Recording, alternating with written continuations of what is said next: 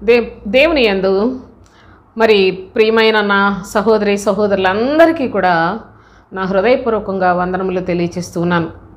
ప్రభు అయిన క్రీస్తు నామములో ఆయన యందు నూతనపరచబడుచున్న వారిగా దినదినము ప్రభువు కొరకు జీవించుటలో మన యొక్క గమ్యాన్ని చేరుకొనుటకు క్రైస్తవ జీవితంలో కొనసాగించబడుచున్న ఆయన మహాకృప ద్వారా మనందరికీ దేవుని యొక్క ఆత్మ తోడై ఉండి మనలను క్రీస్తునందు నూతనపరచబడుచు నీతిమంతులుగా తీర్చడానికి ఇష్టపడుచున్న తండ్రి అయిన దేవునికి స్తుతులు చెల్లిస్తూ ఉన్నాను.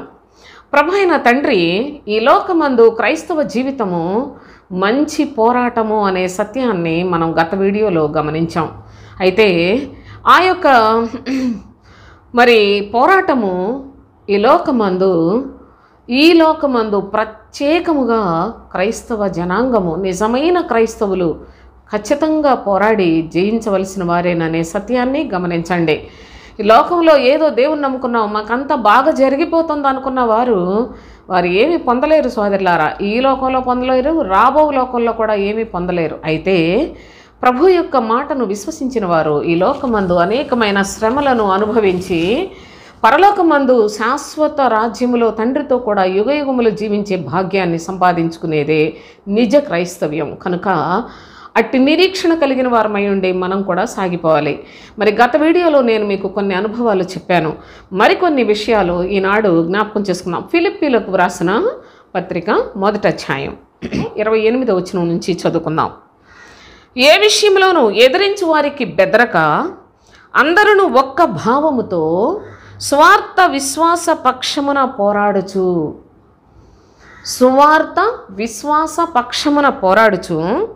ఏక మనసు గలవారై నిలిచి ఉన్నారని నేను మిమ్మల్ని గురించి వినులాగున మీరు క్రీస్తు సువార్తకు తగినట్లుగా ప్రవర్తించుడి.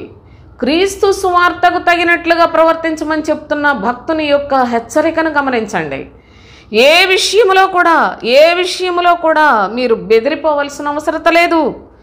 ఎందుకంటే మన ముందు సైన్యములకు అధిపతియగు యెహోవా అను మన తండ్రి ఉన్నాడు. ఆయన యొక్క ఆత్మ కలిగి లోకములోనికి శరీరధారిగా వచ్చిన ప్రభు అయిన క్రీస్తు ఉన్నాడు. క్రీస్తు ఆత్మ అనగా పరిశుద్ధాత్మ మనలను ఆవరించి మనకు సంచకరువుగా ఉండి మనలను ఎప్పటికప్పుడు పరలోక సంబంధమైన విషయములతో అనగా ఆత్మ సంబంధమైన ఆహారాన్ని పెట్టి పోషిస్తూ ఉన్నాడు. కనుక ఈ లేఖనములలో మనకు దృఢమైన విశ్వాసాన్ని మనము ఏ విధముగా కొనసాగించాలో భక్తుడు తెలియచేస్తూ ఉన్నాడు. ఏ విషయంలో కూడా మీరు ఎదిరించే వారికి బెదరొద్దు. చాలామంది ఎదిరిస్తారు. కుటుంబంలో ప్రారంభిస్తే ప్రభువుని అంగీకరించినందుకు ఏంటి దేవుణ్ణి నమ్ముకున్నావు అని తల్లిదండ్రులు అయితే నిజంగా మన దేవతలు మన విగ్రహాలు ఎన్నో ఉన్నాయి అంటూ మొదలు పెడతారు. వాటన్నిటిని విడిచిపెట్టి నువ్వేదో ఎవరో చెప్పారని వాళ్ళ మాటలు చేయడం ఏంటని అక్కడ మొదలవుతాయి. ఆ తరువాత వివాహాలు చేసుకున్న వారు ఉన్నారనుకోండి, భార్య చర్చికి వెళితే భర్తకి ఇష్టం ఉండదు. నువ్వేంటి నీ ఇష్టం వచ్చినట్టు తిరుగుతున్నావు అని మాట్లాడతారు. కుటుంబంలో అన్నదమ్ములు కాదు, మొత్తం అందరూ వ్యతిరేకులే సోదరులారా. అసలు సత్యాన్ని అంగీకరించినట్లయితే లోకమంతా వ్యతిరేకమే. ఎందుకనగా ఈ లోకము అపవాది అధికారంలో ఉన్నది. కనుక క్రీస్తు మాటలు ఎక్కడైనా వినిపిస్తే అపవాదికి మండిపోతూ ఉంటుంది, కాలిపోతూ ఉంటుంది, అది తట్టుకోలేదు. అందుకే అక్కడ భయంకరమైన పరిస్థితులు కలుగు చేస్తూ ఉంటుంది. అంతవరకు రానివ్వదు అసలు. అందుకనే ఏ క్రైస్తవుడు క్రీస్తును చూడకుండా అబద్ధ బోధకులను దింపేసింది. వాళ్ళందరి బోధలలో శరీరమందు శ్రమపడుట, శరీరము నిష్ప్రయోజనము అని బోధించరు సోదరులారా. అనగా వారికి క్రీస్తు బోధ అసలు తెలియదు. ఈ యేసును అంగీకరించి చర్చి పెట్టుకో, నాకేం సమస్య లేదు, క్రీస్తు దగ్గరకు వెళ్ళడానికి వీలు లేదు అని అపవాది వాడే చాలా మందిరాలు కట్టిస్తూ ఉన్నాడు వాడి మనుషుల ద్వారా అనే విషయాన్ని కూడా మీరు గ్రహించండి. కనుక ఇట్టివారు అనేకులు ఎదిరిస్తారు. మనము బెదిరిపోవద్దు అని తెలియచేస్తూ ఎదిరించి వారికి బెదరక అందరూ ఒక్క భావముతో సువార్త విశ్వాస పక్షమున పోరాడుచు అన్నాడు. ఎందుకంటే ఈ మాట ఎందుకు ఇంత స్పష్టంగా నేను చెప్తున్నానంటే, ఈనాడు పోరాడుతున్నాం మతోన్మాదులతో పోరాడుతున్నాం అంటారు. అది పోరాటం కాదండి. మతోన్మాదులతో చేసేది ప్రభువు చెప్పిన మంచి పోరాటం కాదు సోదరులారా. ప్రభువు చెప్పింది మంచి పోరాటం. మంచి పోరాటములో మనము దేని కొరకు పోరాడాలో గత వీడియోలో కొన్ని చెప్పాను. అయితే ప్రభు ఏమంటున్నాడో తెలుసా? సువార్త విశ్వాస పక్షమున పోరాడమంటూ ఉన్నాడు. సువార్త విశ్వాస పక్షమున పోరాడుచు. సువార్త విశ్వాస పక్షమున పోరాడేది ఏంటండి? అదే మంచి పోరాటం. సువార్త నిమిత్తం, అది కూడా విశ్వాస సంబంధమైన సువార్త నిమిత్తము, అనగా పరలోక రాజ్య సువార్త కొరకు పోరాడండి అని చెప్పాడు. మీరు ఈ మతోన్మాదులతో పోరాడితే వాళ్ళు 4 తిట్టి వీళ్ళు 4 తిట్టి చివరికి ప్రభు నామాన్ని బీభత్సంగా తిట్టిస్తున్నారని గత వీడియోలో కూడా చెప్పాను సోదరులారా నేను. అంటే మీరు పరలోకానికి ఏ మనుషున్నైనా ఈ పోరాటాల వల్ల మీరు మార్చగలరా? అందుకే ఇది లోకస్తుల వలె పోరాడుకునే భాష. ఇది లోకస్తులు ఏ విధంగానైతే వారి యొక్క ఉద్దేశపూర్వకముగా గొడవలు పడతా ఉంటారో అదే పద్ధతి. అంతేకాని ఇది వారు నిజముగా క్రీస్తునందు విశ్వాసం ఉంచి ఆత్మల భారముతో పరలోకానికి ప్రజలను చేరవేసే పోరాటం కాదు. అందుకనే అపోస్తులుడైన పౌలు చాలా తేటగా చెప్తున్నాడు, సువార్త విశ్వాస పక్షమున పోరాడుచు. ఈ పోరాటం వలన మనుషుల్లో మార్పు వస్తుంది. నిజముగా ఎవరైతే సువార్త విశ్వాస పక్షమున పోరాడతారో అట్టి వారి యొక్క మనసు మార్పు చెందుతుంది. అట్టి వారి యొక్క ప్రవర్తన మార్చుకోవటానికి వీలు కలుగుతుంది. అట్టి వారికి నిరీక్షణ కలిగి పరలోకం కొరకు సిద్ధపడాలనే మనసు వస్తుంది సోదరులారా. అయితే ఈ యొక్క పోరాటమే ప్రభువు ప్రతి క్రైస్తవ జీవితంలో పోరాడవలసిన విధానం అని తెలియచేస్తూ ఆయన అంటున్నాడు కదా, సువార్త విశ్వాస పక్షమున పోరాడుచు ఏక మనస్సు గలవారై నిలిచి ఉన్నారని నేను మిమ్మల్ని గూర్చి వినులాగునా మీరు క్రీస్తు సువార్తకు తగినట్లుగా ప్రవర్తించుడి అన్నాడు. క్రీస్తు సువార్త, నేను చాలా వీడియోస్లో యేసునందలి సత్యము క్రీస్తునందలి సత్యమునకు భేదాన్ని చెప్తూనే వస్తున్నా. నిజంగా నిత్యం వినేవాళ్ళైతే మరి మీకు విసుగు కలుగుతుందేమో నాకు తెలియదు. కానీ సోదరులారా, ఈ సువార్త ఎప్పుడైనా ఎక్కడైనా ఆశ కలిగిన వారికి అది ఉపయోగపడాలి కనుక ప్రతి వీడియోలో కూడా నేను ఏదో ఒక మాట అయినా సరే యేసుకు క్రీస్తుకు ఉన్న భేదాన్ని నేను మీకు తెలియచేస్తూ ఉన్నాను. లేఖనములలో నుండి నా సొంత మాట నేను ఇంతవరకు ఒక్కటి కూడా మీకు చెప్పలేదు. మీరు యేసునందలి సత్యము ఉన్నది ఉన్నట్లుగా విని ఆ విధంగా మీరు నమ్మినట్లయితే మీరు అలాగున క్రీస్తునందు విశ్వాసం ఉంచిన వారు కారని స్పష్టంగా లేఖనాల్లో వ్రాయబడి ఉండలేదా? మీరు దయచేసి మళ్ళీ చెప్పి నేను ఆ మాట ముందుకు వస్తాను. చూడండి, ఎఫెసీయులకు వ్రాసిన పత్రిక 4వ అధ్యాయం 20వ వచనం చూడండి. అయితే మీరు యేసును గూర్చి విని ఆయన యందలి సత్యము ఉన్నది ఉన్నట్టుగానే ఆయన యందు ఉపదేశింపబడిన వారైన ఎడల మీరు అలాగూ క్రీస్తును నేర్చుకున్నవారు కారు. యేసునందలి సత్యము వేరు, క్రీస్తునందలి సత్యము వేరు సోదరులారా. మీరు యేసునందలి సత్యము ఉన్నది ఉన్నట్లుగా అలాగను ఉపదేశింపబడిన వారైన ఎడల మీరు ఎంతో భక్తి కలిగిన వారు అనుకుంటున్నారు, కానీ మీకు క్రీస్తు అంటే తెలియదు అన్నాడు. అంతే. మీరు క్రీస్తును గురించి చక్కగా అపోస్తులైన పౌలు తన సువార్త అంతా దాదాపుగా క్రీస్తు సువార్తని ప్రకటన చేశాడు. విశేషముగా క్రీస్తు సువార్త కొరకే ప్రయాసపడ్డాడు, ప్రాణం కూడా పోగొట్టుకున్నాడు. అయితే ఇక్కడ ఏం చెప్తున్నాడు? మీరు క్రీస్తు సువార్తకు తగినట్లుగా ప్రవర్తించుడి. యేసునందలి సత్యము లోకములో నుండి, పాపములో నుండి, విగ్రహముల నుండి, ఈ లోక సంబంధమైన చెడు కార్యాల్లో నుంచి వేరు చేస్తుంది, అంతవరకే. కానీ క్రీస్తునందలి సత్యము మనుష్యులను పరలోక సంబంధులుగా, శరీర స్వభావాన్ని చంపుకునే శక్తివంతులుగా, శరీర దురాశలన్నిటినీ జయించే శక్తివంతులుగా, ప్రతిదినము క్రీస్తు శిలువను వెంబడించే యోగ్యత కలిగిన వారిగా వారి యొక్క ముగింపు సమాధానకర్తను చేరుకునే విధంగా ఉంటుంది. క్రీస్తునందలి సత్యములో ఉన్న ఈ లేఖనాలన్నీ కూడా పరిశుద్ధ గ్రంథంలోనే ప్రభువు రాసిపెట్టాడు. వాటిని విభాగించి శక్తివంతులుగా తయారు చేసేది కూడా నీ ప్రభు అయిన క్రీస్తు మాత్రమే. ఆయనే సర్వాధికారి, ఆయనే సమస్తమునకు వారసుడై ఉన్నాడు. ఆయనే న్యాయాధిపతిగా సింహాసనాసీనుడై ఉన్నాడనే సత్యాన్ని కూడా గమనించండి. క్రీస్తు సువార్త, క్రీస్తు రాజ్యము, క్రీస్తు నందే నూతన సృష్టి అనే సంగతులన్నిటినీ కూడా మరి ఈ ఛానల్లో నుండి మీరు చాలా వీడియోస్లో చూడొచ్చు సోదరులారా.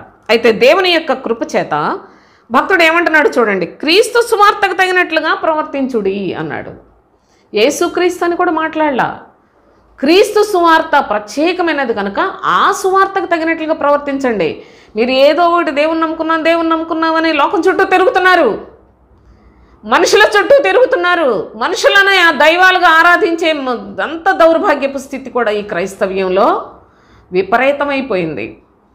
శిరస్సును హత్తుకొనని వారు అనగా క్రీస్తులు బోధ తెలియని వాళ్ళు ఈనాడు బోధకులైపోయారు. కనుక వీళ్ళందరూ కూడా అబద్ధ బోధకులు, వీళ్ళందరూ క్రీస్తుకు విరోధులు సోదరులారా. క్రీస్తు విరోధి ఎప్పుడో వస్తాడని భ్రమపడకండి. క్రీస్తు విరోధి ఏనాడో అపోస్తుల కాలములోనే వాడు వచ్చేసాడు. యేసుక్రీస్తు శరీరధారిగా బ్రతికున్నప్పుడు చెప్పాడు, నా నామములో అనేకులు బయలుదేరిపోతున్నారు, వారు క్రీస్తు విరోధులని వస్తారని చెప్పాడు. కానీ ప్రభు చనిపోయి తిరిగి లేచి పరలోకానికి ఆరోహుండై వెళ్ళిపోయాక అపోస్తులు ప్రభు యొక్క పనిని ప్రారంభించారు. ఆ అపోస్తుల కాలములోనే క్రీస్తు విరోధి సేవ కూడా మొదలైంది. అప్పుడే చెప్పారు అపోస్తులు, చాలా తేటగా చెప్పారు సోదరులారా. కనుక అనేకులైన క్రీస్తు విరోధులు బయలుదేరి ఉన్నారు అన్నాడు. అంటే ఈనాడు క్రీస్తు బోధించని వారందరూ కూడా క్రీస్తు విరోధులే. ఈ యొక్క సత్యాన్ని మీరు గమనించండి. క్రీస్తు సువార్తకు తగినట్లుగా ప్రవర్తించుడి, అట్లు మీరు బెదరకుండుట వారికి నాశనమును. మీరు బెదిరిపోతే ఓడిపోతారు, కానీ బెదరకుండా ఉన్నట్లయితే మిమ్మల్ని ఎదిరించు వారికి నాశనము కలుగుతుందట. చూడండి, వాట్లు మీరు బెదరకుండుట వారికి నాశనమును, మీకు రక్షణయు కలుగుననుటకు సూచన అయ్యున్నది. ఇది గొప్ప సూచన అండి, గొప్ప సూచన. ఎవరైనా సరే బెదిరించినట్లయితే అలాంటి వారికి మనము భయపడిపోకూడదు, లోబడిపోకూడదు. నిజంగా మరి ఒక 33 సంవత్సరాల క్రితం ప్రభుపక్షంగా మేము పనిని చేస్తూ ఉన్నప్పుడు ఒక ఏరియాలో ప్రజలు బోధకులే సోదరులారా, నిజంగా యవన కాలంలో ప్రభుపక్షంగా దేవుని యొక్క ఏర్పాటు చొప్పున పనికొస్తున్నారని సంతోషించే వాళ్ళు కూడా లేకపోగా ఆనాడు మేము ఒక ఏరియాకి వెళ్ళి అక్కడ ప్రభుపక్షంగా పని చేస్తున్నాం. అక్కడ పాస్టర్లు, నాకు నక్సలైట్లు తెలుసు, నేను మీకు ఏ విధంగా చంపాలో మాకు బాగా తెలుసు, ఈ ఏరియాకి ఎందుకు వచ్చారు అని మాట్లాడారు.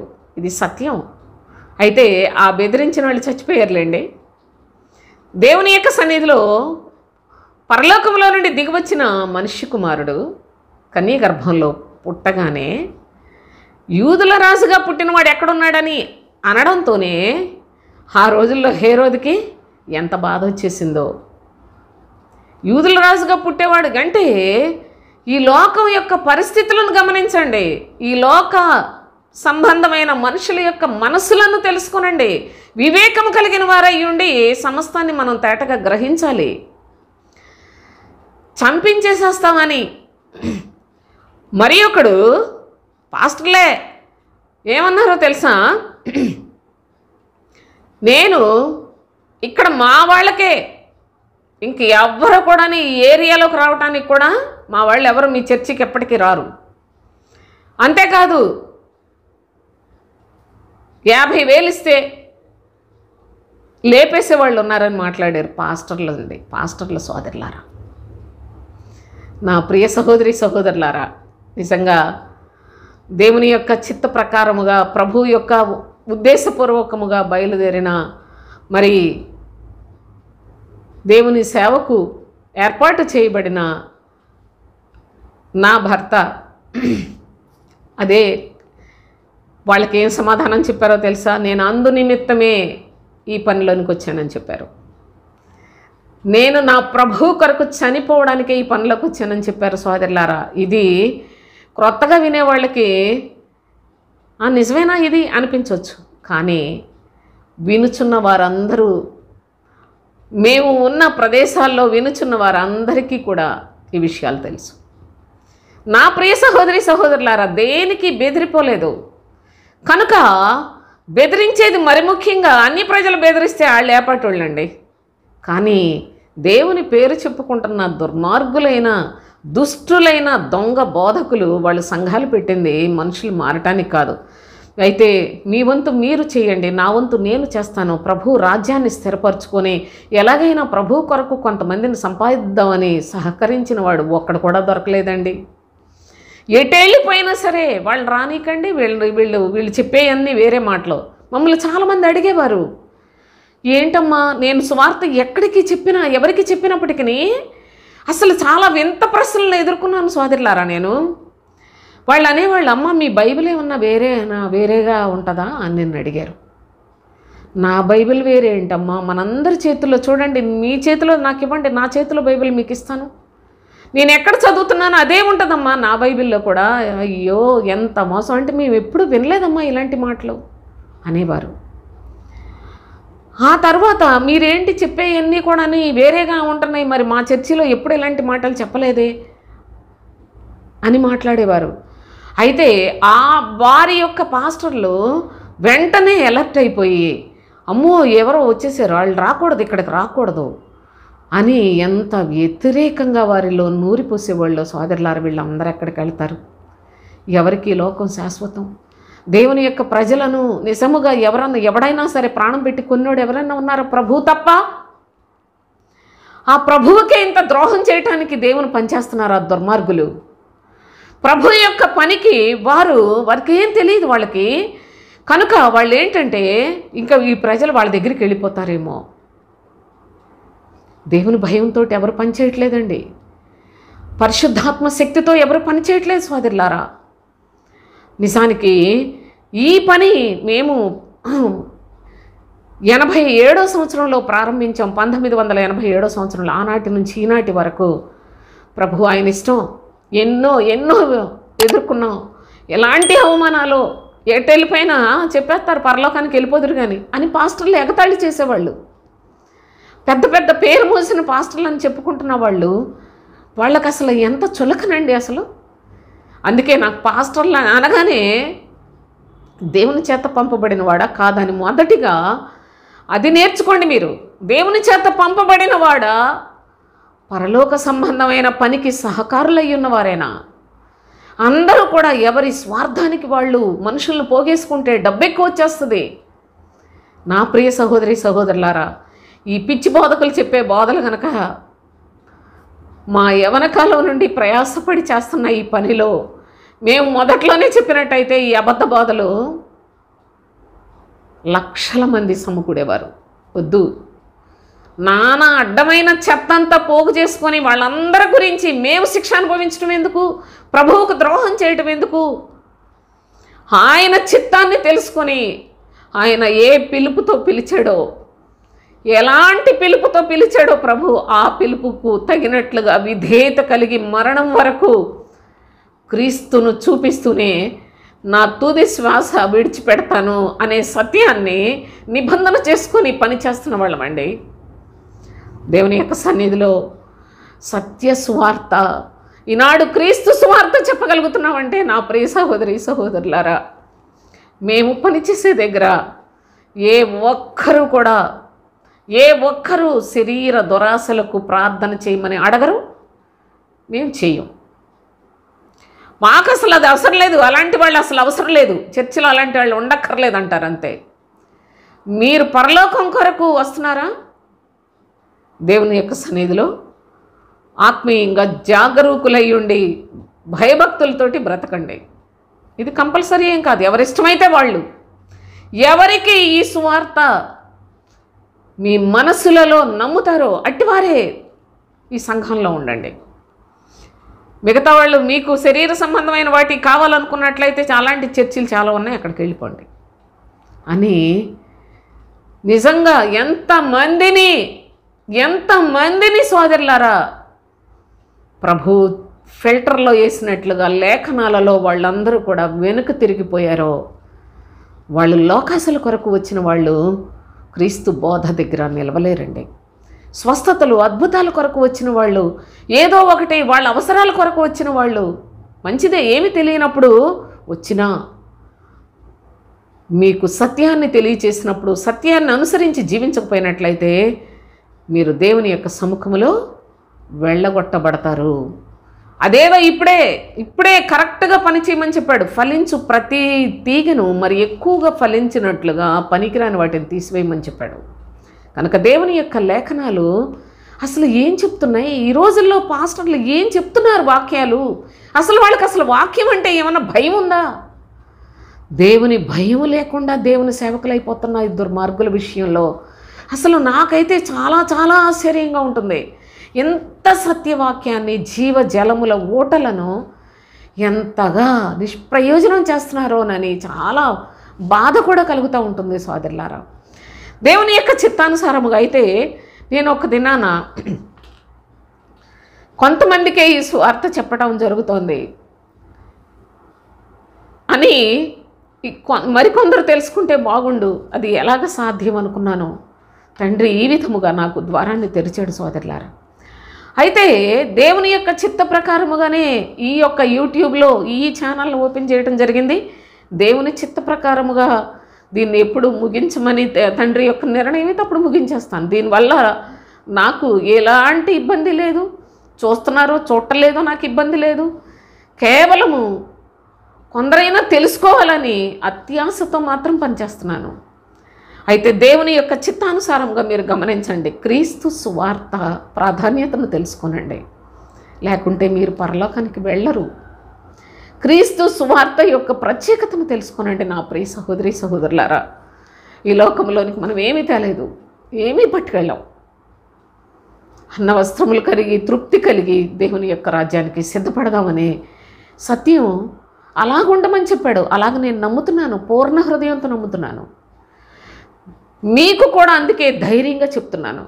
దేవుని యొక్క పరిశుద్ధ లేఖనాలు ఇంకా ఏం చెప్పాడో చూడండి. ఎలా అనగా, మీరు నా యందు చూచినట్టు నా యందున్నదని మీరిప్పుడు వినుచున్నట్టు పోరాటము మీకును కలిగి ఉన్నందున క్రీస్తునందు విశ్వాసం ఉంచుట మాత్రమే కాదు, ఆయన పక్షమున శ్రమపడుటయు మనకు ఆయన పక్షముగా అనుగ్రహింపబడెను అని తెలియజేస్తున్నాడు. క్రీస్తునందు విశ్వాసం ఉంచటమే కాదు, ఆయన పక్షముగా మనము శ్రమలు కూడా పడాల్సిన అనుగ్రహాన్ని మనం పొంది ఉన్నాము అని విశ్వసించిన వారు నిశ్చయముగా ఒక దినాన సదాకాలము ప్రభు యొక్క మహిమలోనికి చేర్చబడతారు.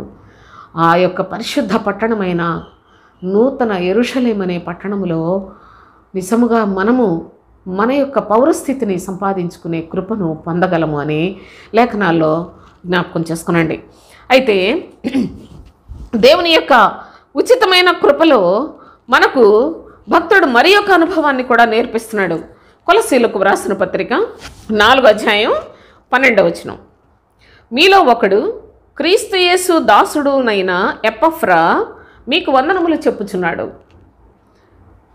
ఎంత భక్తి కలిగిన వారి యొక్క పద్ధతులు ఎలా ఉంటాయో, నిజమైన ప్రభు సేవకుల యొక్క పద్ధతులు ఎలా ఉంటాయో దయచేసి చూడండి. మీలో ఒకడును క్రీస్తు యేసు దాసుడునైన ఎపఫ్రా మీకు వందనములు చెప్పుచున్నాడు. మీరు సంపూర్ణులను, ప్రతి విషయంలో దేవుని చిత్తమును, సంపూర్ణ ఆత్మ నిశ్చయతయు గలవారునై నిలకడగా ఉండవలనని ఇతడు ఎల్లప్పుడూ మీ కొరకు తన ప్రార్థనలో పోరాడుతూ ఉన్నాడట ఎపఫ్రా. ఎక్కడ పోరాడుతున్నాడు? ప్రభువుతో పోరాడుతున్నాడు. ఏమని పోరాడుతున్నాడు?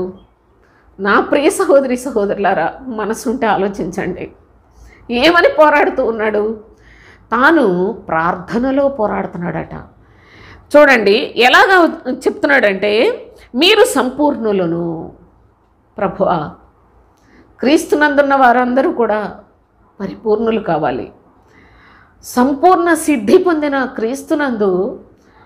క్రీస్తునందు సంపూర్ణులు కావాలి, పరలోకానికి యోగ్యులు కావాలి అంటూ ప్రతి విషయంలో దేవుని చిత్తాన్ని సంపూర్ణముగా, చిత్తమును గూర్చి సంపూర్ణ ఆత్మ నిశ్చయత కలిగిన వారునై నిలకడగా ఉండవలెనని ఇతడు ఎల్లప్పుడూ తన ప్రార్థనలో మీ కొరకు పోరాడుచూ ఉన్నాడు అని తెలియజేస్తున్నాడు. భక్తులు దేవునితో పోరాటం చేస్తున్నారు. మన కొరకు ప్రార్థన చేస్తూ ఉన్నారు. వాళ్ళు ఎలాంటి నిశ్చయతతోటి లేఖనాలను, దేవుని యొక్క చిత్తాన్ని తెలుసుకోవాలో, పరలోకానికి పరిపూర్ణంగా సిద్ధపడి సంపూర్ణులు కావాలో, దేవుని యొక్క ప్రేమ వారిలో ఎంత అత్యధికంగా కలిగి జీవించారో, విశ్వాసుల ఎడల ఎంత అపేక్షతోటి ప్రభువుని వేడుకుంటూ ఉన్నారో. పోరాటం అంటే దేవునితో మాటల. ఒకానొకప్పుడు మన పితరుడైన యాకోబు ప్రభువుతో పోరాడి గెలిచాడండి. ప్రార్థన చేశాడు రాత్రంతా. తన కుటుంబీకులను ముందుకు సాగనంపి తన సహోదరుడైన ఏశావు నుంచి తన్ను కాపాడుకోవటానికి, తను యాకోబుగా ఉన్నాడు కనుక తన యొక్క స్థితి నుండి దేవునికి అనుకూలమైన వ్యక్తిగా మార్పు చెందటానికి ఆ రాత్రంతా దేవుణ్ణి వేడుకుంటూ ఉన్నాడు. అందుకే నీవు దేవునితోనూ మనుషులతోనూ పోరాడి గెలిచితివి కనుక ఇక నీ పేరు యాకోబు కాదు, ఇశ్రాయేలే అని చెప్పాడు. ఇశ్రాయేలు దేవునితో పోరాడి గెలిచినవాడు. నా ప్రియ సహోదరి సహోదరులారా, ఇక్కడ దేవుని యొక్క సేవకుడుగా, ప్రభువు చేత పంపబడిన దైవజనుడుగా ఉన్న ఎపఫ్రా, అతని గురించి ఎవరికేం తెలుసు? కానీ ఎపఫ్రా అతను ప్రతి విషయంలోనూ మీరు సంపూర్ణులుగా ఉండాలి, ప్రతి విషయంలోనూ దేవుని చిత్తమును గూర్చి సంపూర్ణ ఆత్మ నిశ్చయత కలిగిన వారై నిలకడగా ఉండవల్లని ఇతడు ఎల్లప్పుడూ మీ కొరకు ప్రార్థనలో పోరాడుచూ ఉన్నాడు అని చెప్తున్నాడు. దేవుని చిత్తము అంటే దేవుని చిత్తము ఆ యొక్క ఉద్దేశాన్ని, దేవుని యొక్క ఉద్దేశాన్ని సంపూర్ణముగా గ్రహించాలి, ఆత్మలో నమ్మాలి, ఆ యొక్క నిశ్చయత కలిగి నిలకడగా ఉండాలి. ఎన్ని పదాలు ఉన్నాయండి ఈ పదాలలో సోదరులారా. ఒక్క పాస్టర్ అయినా ఇలాంటి ప్రార్థన చేసే ప్రభువు చేత పంపబడిన దేవుని యొక్క సేవకుడు మీరు చూచారా? అలాంటి వాళ్ళు ఎక్కడన్నా కనిపిస్తున్నారా మీకు? ఒకవేళ ఎక్కడైనా కనిపిస్తే వారు దేవుని చేత పంపబడిన వారు అని మీ హృదయములలో ఆ లేఖనాల మీద మనస్సు పెట్టి నిశ్చింతగా దేవుని యొక్క సన్నిధిలో స్థిరమైన మనస్సును కలిగి ఉండి ప్రభువు కొరకు సాగిపోవచ్చు. కానీ అలాంటి ప్రభువు చేత పంపబడిన మన ఆత్మల కొరకు ప్రయాసపడి మన ఆత్మలు దేవుని యొక్క చిత్తమును పూర్ణముగా గ్రహించాలి అని మన కొరకు ఆ విధముగా దేవునితో పోరాడే పరిశుద్ధులు వెతకండి, ఎక్కడైనా దొరుకుతారు.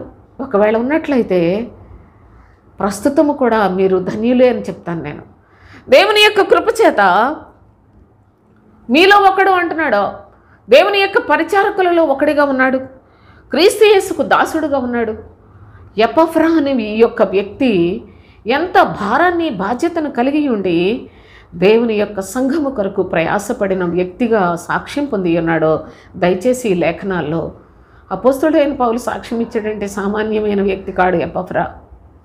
కనుక అలాంటి శక్తిని మనము సంపాదించుకోవటానికి, యోగ్యులుగా బ్రతకటానికి, ప్రభువునందు పరిపూర్ణులు కావడానికి మన కొరకు ప్రార్థన చేసే ఒక మంచి బోధకుడు దొరికినట్లయితే నా ప్రియ సహోదరి సహోదరులారా, మనం ఎంతో ధన్యులు అని మళ్ళీ చెప్తున్నాను నేను.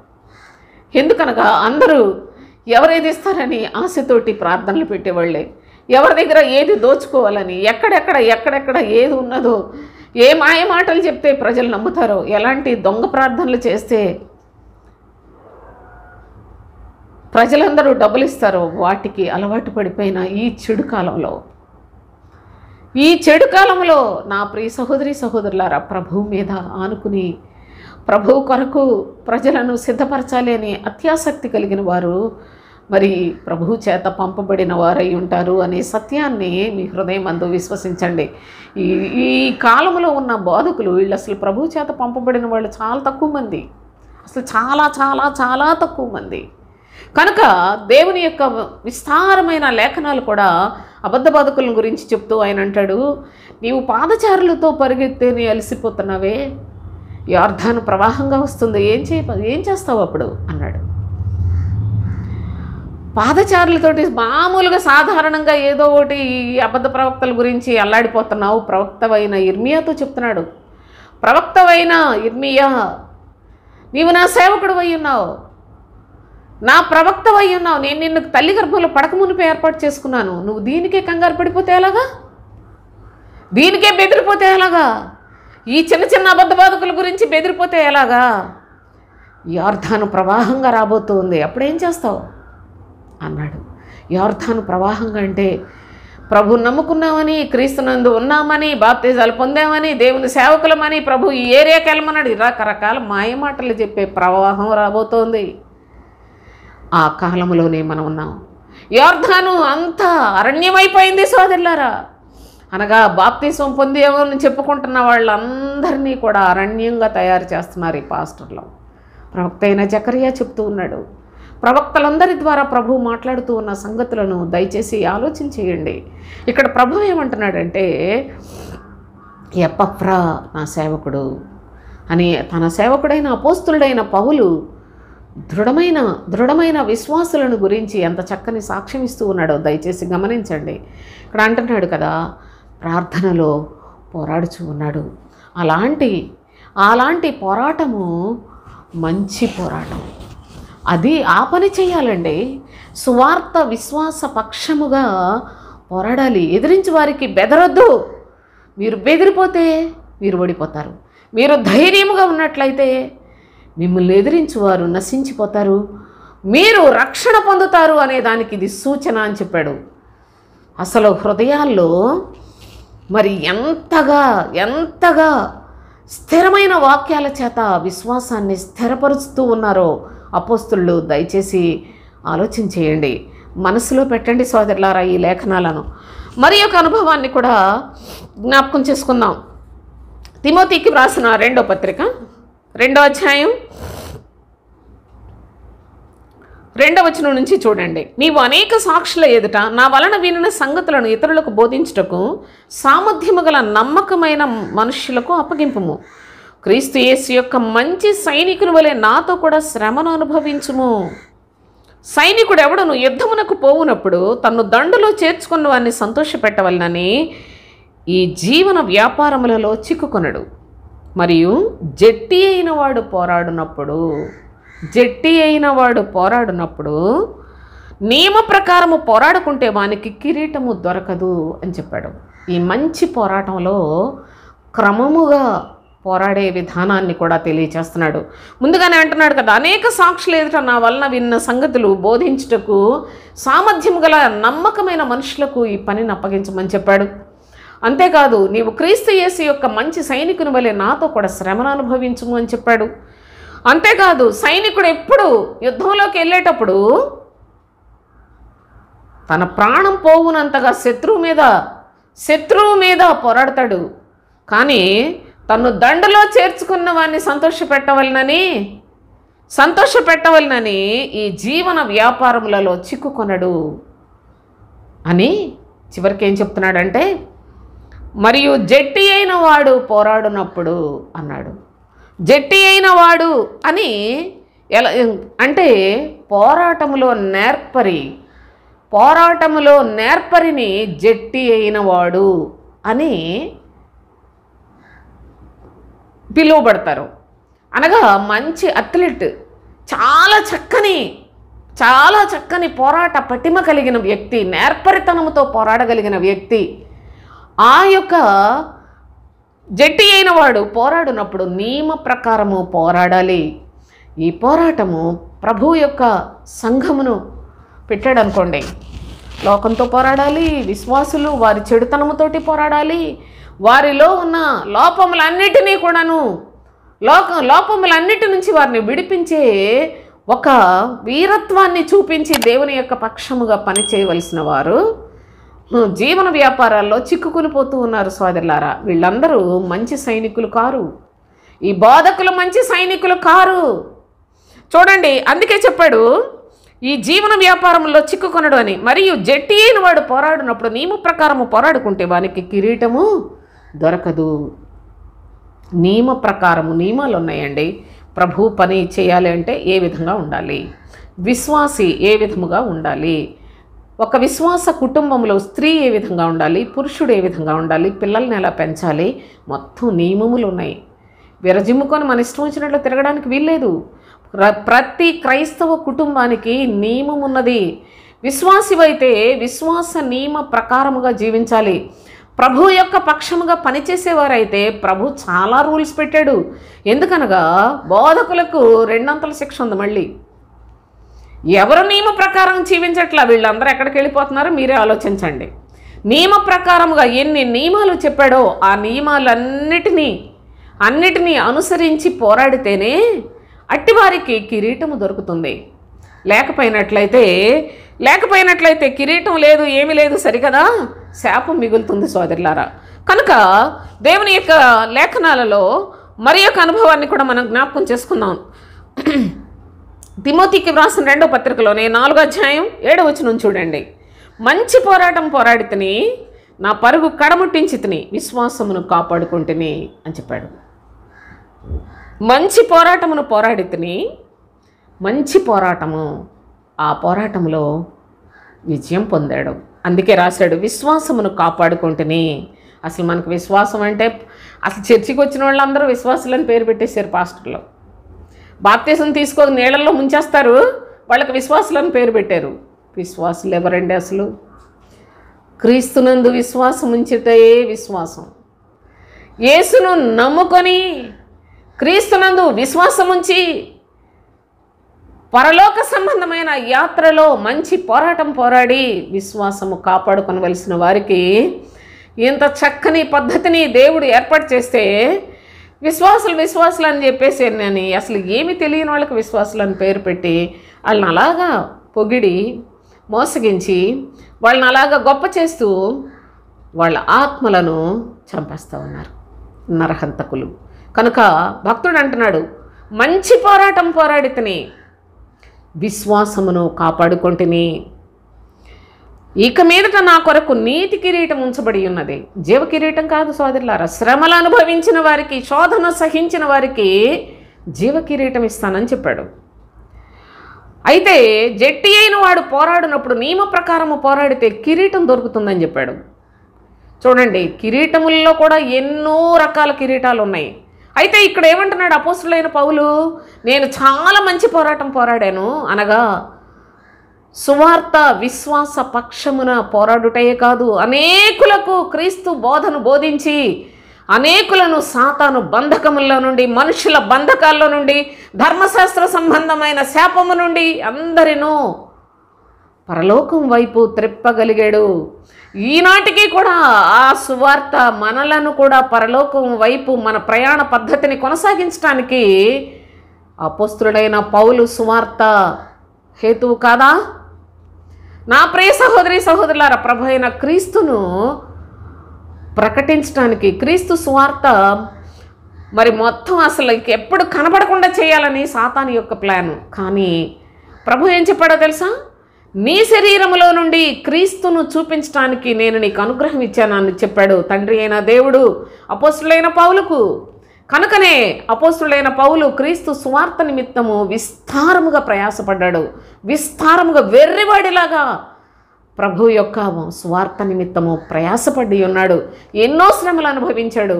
చివరికి చెప్తున్నాడు, మంచి పోరాటం పోరాడాను, విశ్వాసమును కాపాడుకుంటుని, నా కొరకు నీతి కిరీటం ఉంచబడి ఉన్నది.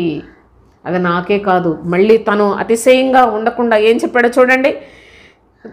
ఇక మీదట నా కొరకు నీతి కిరీటం ఉంచబడి ఉన్నది. ఆ దినమందు నీతిగల న్యాయాధిపతి అయిన ప్రభువు అది నాకును నాకు మాత్రమే కాకుండా తన ప్రత్యక్షతను అపేక్షించి వారందరికీ అనుగ్రహించు.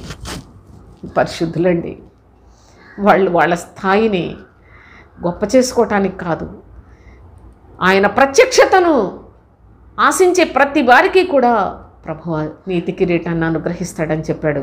ఆయన వంటి వారిగా ఈ లోకంలో ఈ జన్మే కాదు, ఇంకా 4 జన్మలన్నా మనం జీవించలేము. అలాంటి పౌరుషంతో, అలాంటి విశ్వాసముతో, నిరీక్షణతో, పట్టుదలతోటి, ప్రేమతో క్రీస్తు కొరకు హతసాక్షులైపోయిన పరిశుద్ధులు మనకు సాక్ష్యమిస్తూ ఉన్నారు. మనం కూడా మంచి పోరాటంలో పోరాడాలి. మంచి పోరాటము పోరాడి తిని అని ఆయన అంటున్నాడు. నా పరుగు కడముట్టించి తిని నా దేవుడు నాకు ఇచ్చిన పనిని పూర్తిగా నెరవేర్చాను. ఎలాంటి సాక్షులండి. నా తండ్రి నా పరుగు కడముట్టించి తిని అంటే నాకు నా దేవుడిచ్చిన పనిని నేను పూర్తి చేశాను, ఇక నా కొరకు నీతి కిరీటం ఉంచబడి ఉన్నది అని చెప్పాడు.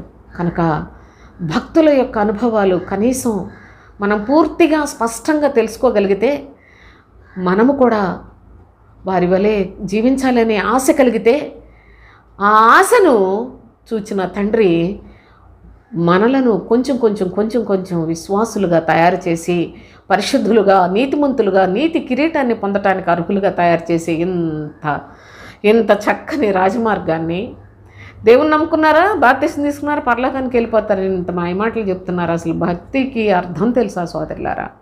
కనుక దేవుని యొక్క పరిశుద్ధ నామంలో దయచేసి ఈ లేఖనాలన్నిటిని కూడా మీరు మనసును పెట్టండి. ప్రభు యొక్క కృపలో నీతిని సంపాదించుకోవటానికి ప్రయాసపడు వారిగా ఉండండి. ఎంతసేపు లోకం, పిల్లలు లోకం చుట్టూ తిరిగి లోక సంబంధమైన దురాశలు, ఈ లోకంలో ఏం సంపాదించాలి, ఏది గొప్ప చేసుకోవాలి, జనాల మధ్యలో ఎలా గొప్పగా ఉండాలి, ఈ అతనితోటే క్రైస్తవ జనాంగం నశించిపోతున్నారే. ప్రభు కొరకు, పరలోకం కొరకు, నీ కొరకు ప్రాణం పెట్టిన నీ ప్రభువు కొరకు సాక్షిగా జీవించలేవా? ఈ ఉన్న కొంచెం ఆయుష్కాలం రేపు మంది కాదు, ఎప్పుడు వెళ్ళిపోతామో తెలియదు. నేడు అను సమయం చాలా విలువైంది. దీన్ని సద్వినియోగం చేసుకొని ప్రభు కొరకు సాక్షార్థంగా జీవించాలనే మనసు మీకు కలగటం లేదా? క్రీస్తునందు తండ్రి మనలను ఎంతగా ప్రేమిస్తూ ఆయనను కుమారుని మన కొరకు అర్పణ చేశాడు. నీవు నీ ప్రభువు కొరకు ఏం చేస్తున్నావు? ఏది న్యాయం, ఏది ధర్మం? ఆయన మనకు ప్రాణం పెట్టి ప్రేమించి మనలను విమోచిస్తే, మనము శరీర సంబంధమైన లోకాశల కొరకు, వాటి కొరకు ప్రార్థన చేసి ఆయన్ని బాధించి, ఆయనను విశ్వాసఘాతకమైన పాపము చేత ఆయన ఆత్మను దుఃఖపెట్టి ఈ లోకంలో బాగా మమ్మల్ని దేవుడు దీవించాడని చెప్పుకుందామా? నా ప్రియ సహోదరి సహోదరులారా, క్రైస్తవ జీవితానికి చాలా నియమాలు ఉన్నాయి. నియమ ప్రకారము జీవిస్తేనే మనకు కిరీటం దొరుకుతుందనే సత్యాన్ని గమనించండి. దేవుని యొక్క శ్రేష్టమైన సన్నిధిలో మరొక మాటను చదువుకొని నేను ముగించేస్తాను. చూడండి, లోకమందు మనుషులు వారి యొక్క పోరాటం ఇదేంటో కూడా ఒకసారి చూద్దాం. యాకోబు పత్రిక 4వ అధ్యాయం మొదటి 3 వచనాలు చూద్దాం. మీలో యుద్ధములను పోరాటములను దేని నుండి కలుగుచున్నవి? మీ అవయవములలో పోరాడు మీ భోగేచ్ఛల నుండి కదా. క్రైస్తవ జీవితంలో మంచి పోరాటం పోరాడవలసిన వారు ప్రస్తుత కాలంలో ఈ పోరాటం అంతా దేని కొరకు, ఏ విధంగా యాతన పడిపోతున్నారో చెప్తున్నాడు. మీలో యుద్ధములు పోరాటములు దేని నుండి కలుగుచున్నవి? మీ అవయవముల్లో పోరాడు మీ శరీరేచ్ఛలు, మీ భోగేచ్ఛల నుండే కదా. మీరు ఆశించుచున్నారు, మీకేమీ దొరుకుటలేదు. నరహత్య చేయుదురు, మత్సరపడుదురు కానీ సంపాదించుకొనలేరు. పోట్లాడుదురు, యుద్ధము చేయుదురు కానీ దేన్ని అడగనందున మీకేమీ దొరకదు.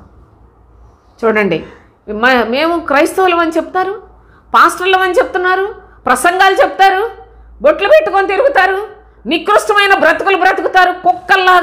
కుక్కల్లాగా సోదరులారా వీధులంటబడి కొట్లాడుకుంటూ పాస్టర్లను చెప్పుకున్న దౌర్భాగ్యము క్రైస్తవ్యానికి దాపురించింది.